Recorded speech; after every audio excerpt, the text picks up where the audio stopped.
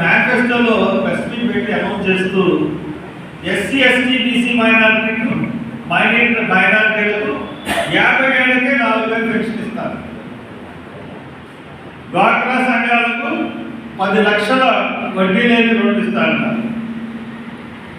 బీసీలకు 5,000 కోట్లతో ఆదరణ ఒక ఫండ్ ఏర్పాటు చేస్తారన్నారు.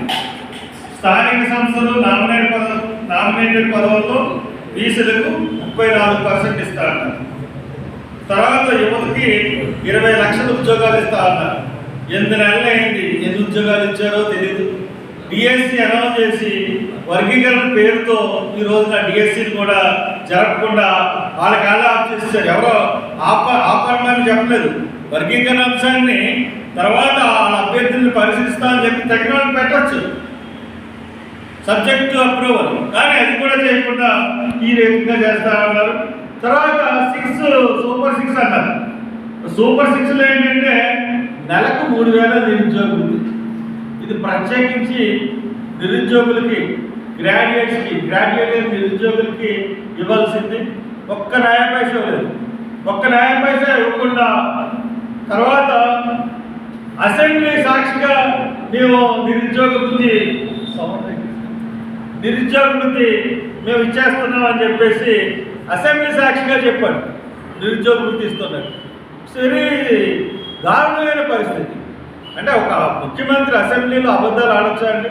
అలా అబద్ధం వెళ్ళే ముఖ్యమంత్రి చంద్రబాబు నాయుడు గారు. బడికి వెళ్ళే ప్రతి విద్యార్థికి ఇంకా వాళ్ళు ఎలా చెప్పారంటే 3 పిల్లలు ఉన్నారా, ఇంకా ఎక్కువ మంది పిల్లలు కానండి, ఎవరికైనా సరే మేము ఏడాదికి 15,000 ఇచ్చేస్తాం. అది ఈ ఏడాదికి ఇవ్వము అని చెప్పేసి మళ్ళీ అనౌన్స్ చేశారు. ప్రతి రైతుకు 20,000 ఆర్థిక సహాయం చేస్తున్నారు. ప్రతి ఏడు 20,000 ఆర్థిక సహాయం ప్రతి రైతుకి. ఎందుకంటే అది రూపాయి ఇవ్వడం, అది ఒక రైతుకి. అది పరిస్థితి. ఇక తర్వాత ప్రతి మహిళలకు నెలకు 1,500, 19 ఏళ్ళ నుండి 59 ఏళ్ళ వరకు ప్రతి మహిళకు నెలకు 1,500 రూపాయలు, 19 ఏళ్ళ నుండి 59 ఏళ్ళ వరకు ఆయన ఇస్తారన్నారు. ఒక్కడికి ఇచ్చిన పాపాన్ని పోలేదు. ప్రతి ఇంటికి ఏడాదికి 3 గ్యాస్ సిలిండర్లు అన్నారు. ఒక గ్యాస్ సిలిండర్ ఇచ్చారు. 8 నెలలు అయింది. 4 నెలలకి ఒక గ్యాస్ సిలిండర్ చెప్పిన 8 నెలలు అయితే 2వ గ్యాస్ సిలిండర్ ఇవ్వాలి కదా, లేదు.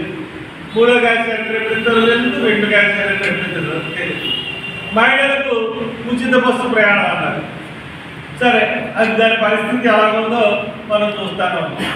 అసలు ఇటువంటి తర్వాత అది కాకుండా సూపర్ 6, ఈ సూపర్ 6 అంటే నిరుద్యోగ వృత్తి, 15,000 తల్లికి వందనం, 20,000 రైతుకు ఆర్థిక సహాయం, ప్రతి మహిళలకు నెలకి 1,500, ఏడాదికి ఉచితంగా గ్యాస్ సిలిండర్లు, మహిళలకి ఉచిత బస్సు ప్రయాణం. ఈ సూపర్ 6 అని పెట్టారు.